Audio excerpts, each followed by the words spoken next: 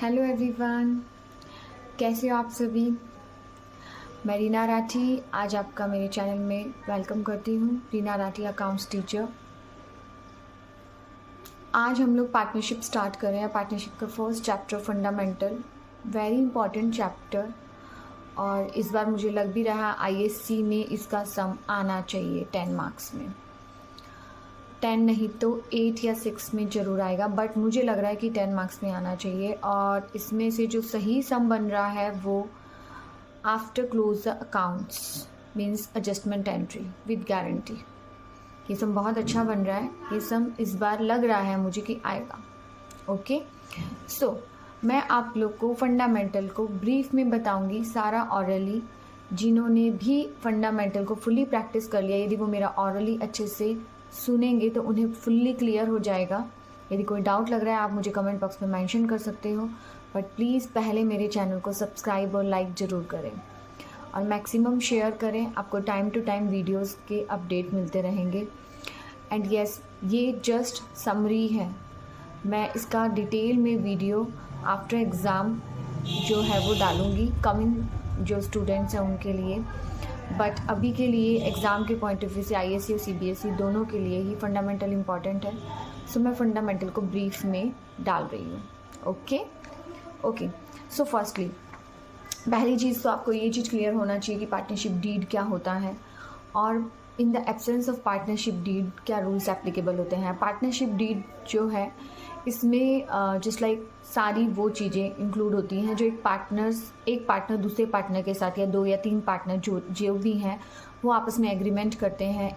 Every terms and conditions को इसमें डालते हैं कि ये टर्म्स एंड कंडीशंस हैं each and every, just like salary, commission, address हो गया, पार्टनर से यदि कोई एडमिशन ले रहा है या पार्टनर कोई विड्रॉल हो रहा है, रिटायरमेंट हो रहा है, तो इस तरीके से ईच एंड एवरी आइटम आपका पार्टनरशिप डीड में होता है। और मान लो कि पार्टनरशिप डीड नहीं है, in the absence of partnership deed क्या रूल्स एप्लीकेबल होंगे वो भी इसमें मेंशन है। 90% कुछ भी नहीं होता, सब न्यूट्रल होता है, just like no profit, no interest on capital, no salary, no commission, but सिर्फ इंटरेस्ट ऑन लोन वो भी होगा तो वो भी 6% होगा। ओके, एंड यस, इस सिचुएशन में जो प्रॉफिट शेयरिंग रेशो होता है वो इक्वल होता है। सो फर्स्टली मैं आप लोगों को पीएनएल एप्रोप्रिएशन के बारे में बता देती हूँ। पीएनएल एप्रोप्रिएशन क्या होता है, जस्ट लाइक देखिए ट्रेडिंग पीएनएल ये बनता है, ये जैसे सोल प्रोप्राइटरशिप में बनता है वैसे ही पार्टनरशिप में भी बनता है। बट होता क्या है कि पार्टनरशिप में हम ट्रेडिंग पीएनएल का जो पीएनएल से जो प्रॉफिट या लॉस जो भी ट्रांसफ़र होगा हम उसे पीएनएल एप्रोप्रिएशन में लेके जाते हैं, और सिर्फ प्रॉफिट ही, क्योंकि लॉस तो एप्रोप्रिएशन का मीन ही नहीं है, वो तो फिर चार्ज हो गया। सो हम पीएनएल एप्रोप्रिएशन में प्रॉफिट को लेके जाएंगे क्रेडिट साइड में, और क्रेडिट साइड में हम लोग क्या लेके जाएंगे, इंटरेस्ट ऑन ड्राइंग।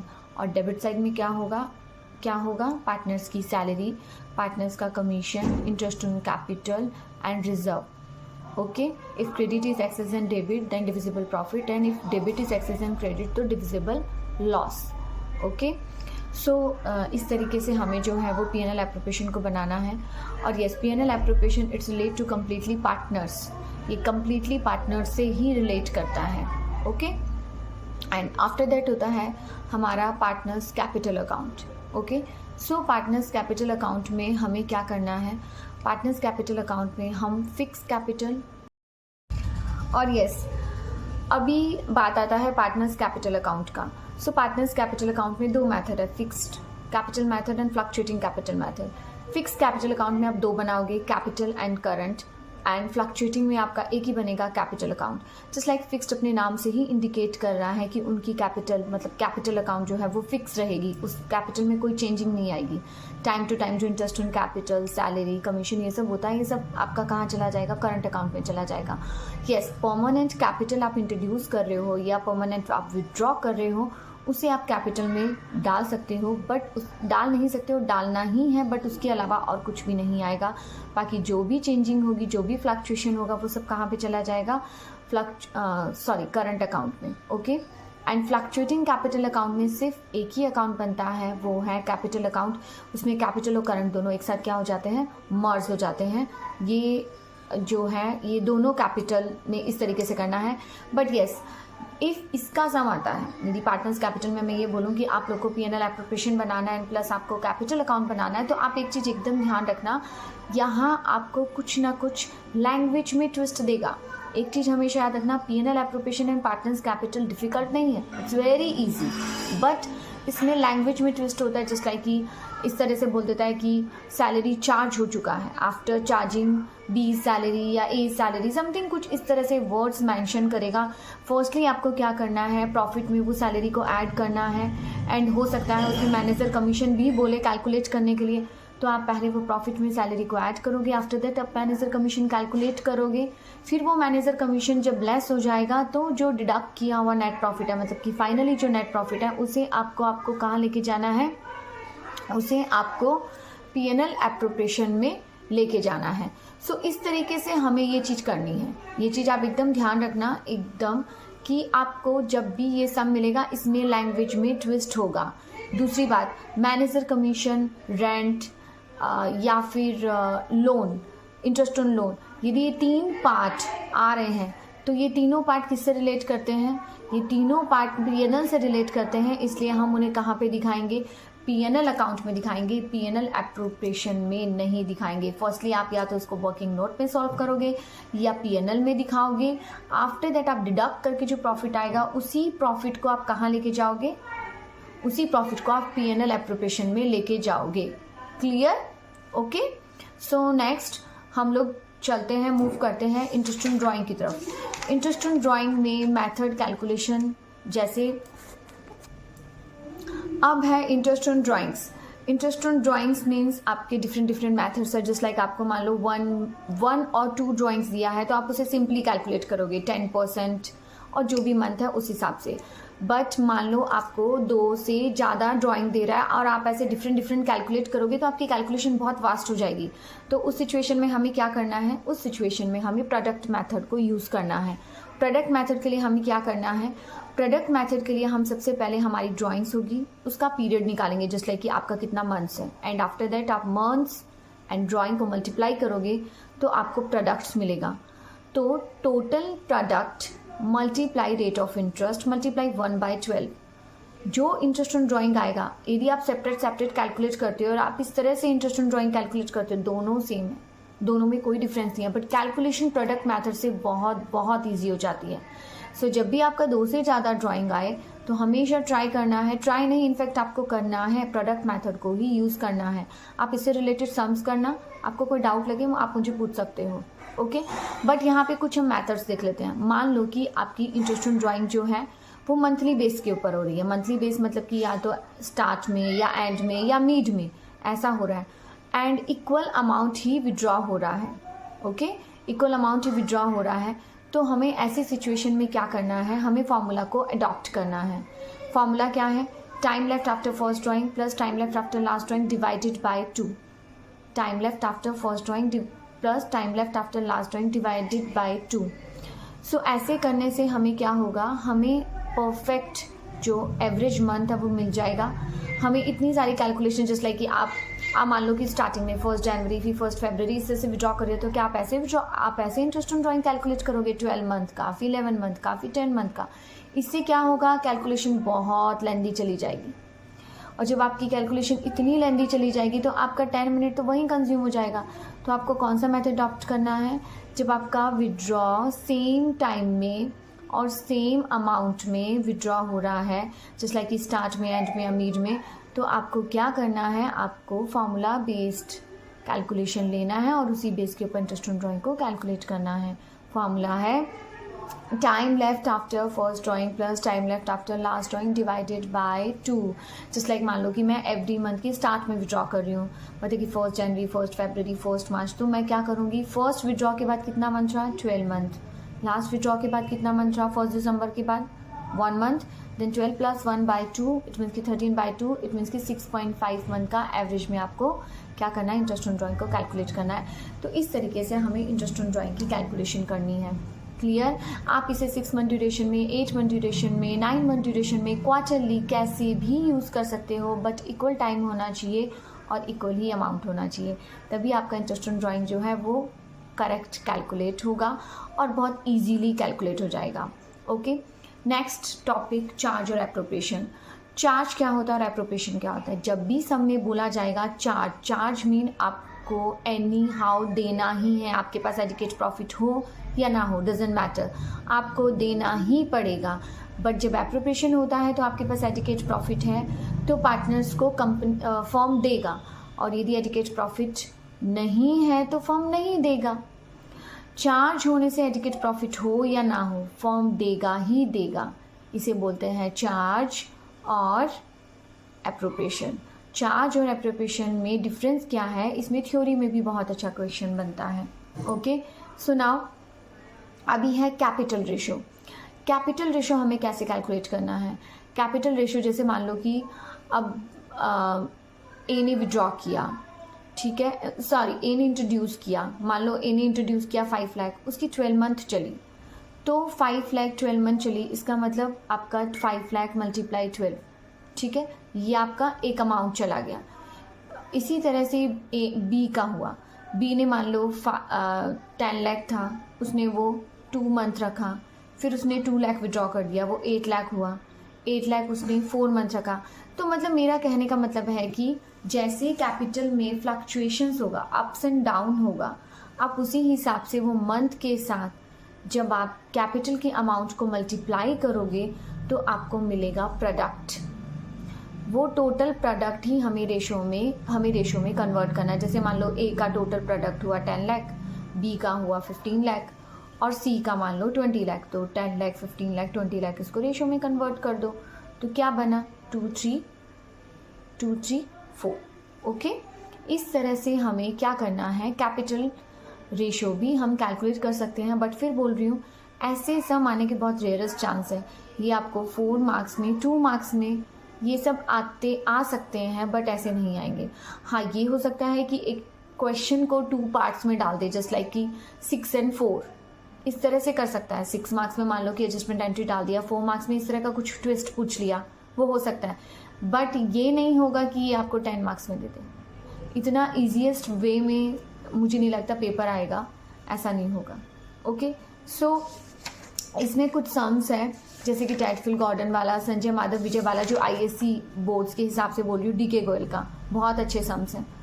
उनके जो फर्स्ट सेकंड थर्ड फोर्थ जो पॉइंट है, जो पैराग्राफ वाइज सॉल्व है, जो मिक्सअप लैंग्वेज है, बिफोर चार्जिंग आफ्टर चार्जिंग, ये जो वर्ड्स यूज़ कर रखे हैं उन्होंने, जो कैलकुलेशन वाइज बहुत अच्छे सम्स हैं, आप इन्हें ज़रूर ट्राई करें। यस, नेक्स्ट है before close the account and after close the account. Before close the account में क्या होता है, कुछ एरर होते हैं, वो एरर हमारे अकाउंट से क्लोज नहीं हुए, तो हम उन एरर को क्या करेंगे, हम उन एरर के लिए क्या सॉल्व करेंगे, हम उन एरर को करेक्ट करके अपनी बुक में ही करेक्शन कर देंगे। हमें ज़रूरी नहीं है हम एडजस्टमेंट एंट्री पास करें। जब मेरी बुक खुली है तो डेफिनेटली मैं उसमें कट करके ही तो राइट करूँगी ना। बट येस, जब मैंने मेरी बुक क्लोज कर दी तो मेरे पास कोई ऑप्शन नहीं है, मुझे एडजस्टमेंट एंट्री पास करनी पड़ेगी और फिर ही मैं उसे कमिंग ईयर में लेके जाऊँगी। सो जब भी बिफोर क्लोज द अकाउंट्स होगा तो आपको सबसे पहले जो एरर हुआ है उसको रेक्टिफाई करने के लिए स्टेटमेंट बनाना पड़ेगा। आप उस एरर को रेक्टिफाई करो। आफ्टर दैट उस प्रॉफिट को कहाँ लेके जाओगे, उस प्रॉफिट को आप P&L एप्रोप्रिएशन में लेके जाओगे, वो आपका करेक्ट प्रॉफिट होगा, करेक्ट नेट प्रॉफिट।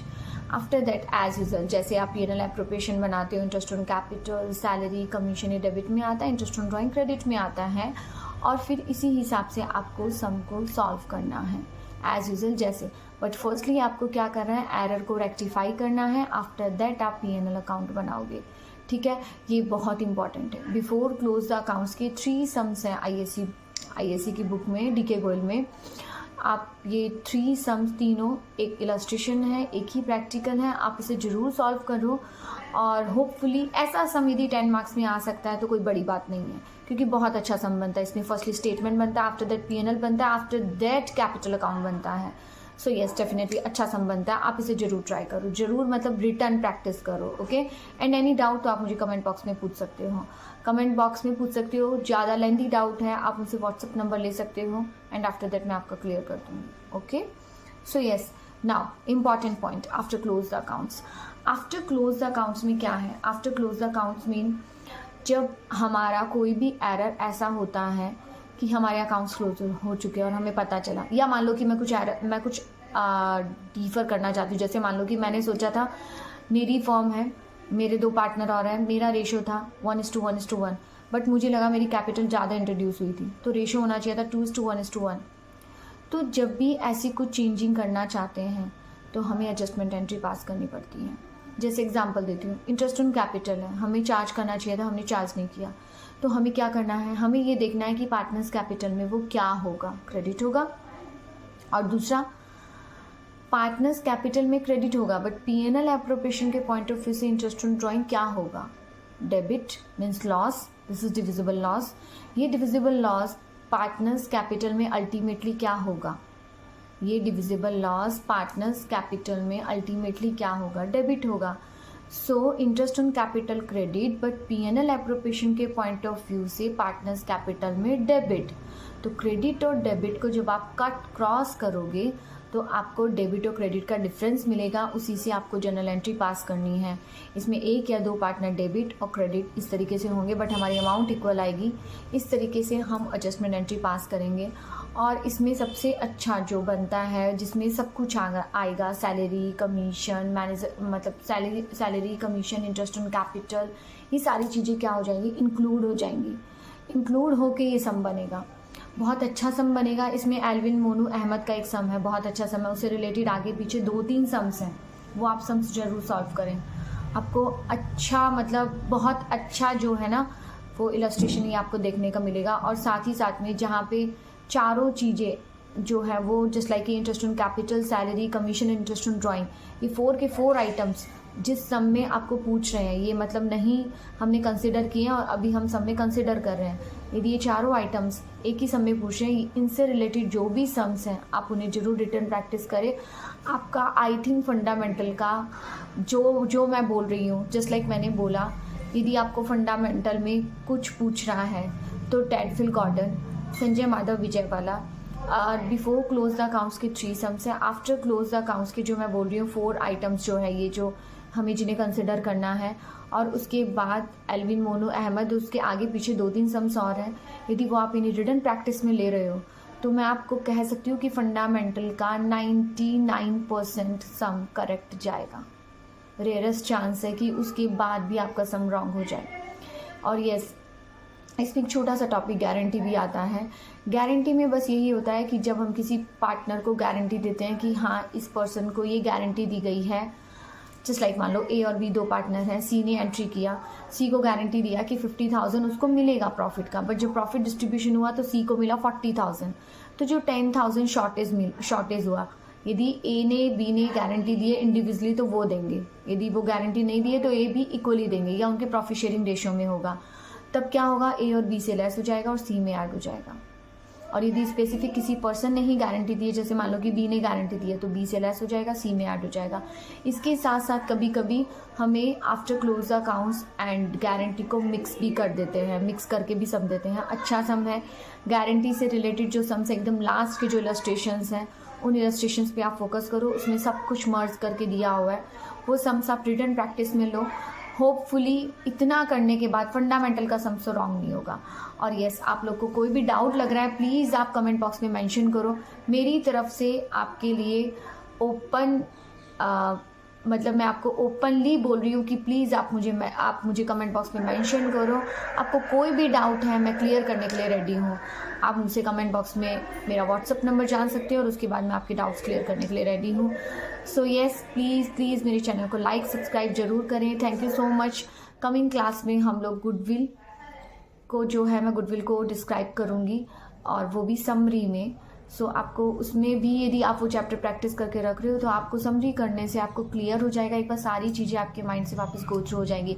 मैं एक बार फिर बोल रही हूँ, कोई ये सोचेगा कि इतना सा करके फंडामेंटल एक ही बार में क्लियर हो जाएगा, वो नहीं होगा। ये उन्हीं के लिए प्रॉफिटेबल होगा जिनको फंडामेंटल आता है और उनके माइंड से वो सारी चीज़ें गो थ्रू करनी है। तो यदि वो मेरा देखते हैं वीडियो, उनको एक ही बार में सारी चीज़ें क्लियर हो जाएगी। So yes, thank you so much, best of luck कि आप लोग अपने एग्ज़ाम की प्रिपरेशन करते रहो। मैं कोशिश कर रही हूँ कि एटलीस्ट बिफोर एग्ज़ाम मैं पार्टनरशिप का समरी करके एक एक चैप्टर आपको जो है वीडियोस अपलोड कर दूँ। Thank you so much. है।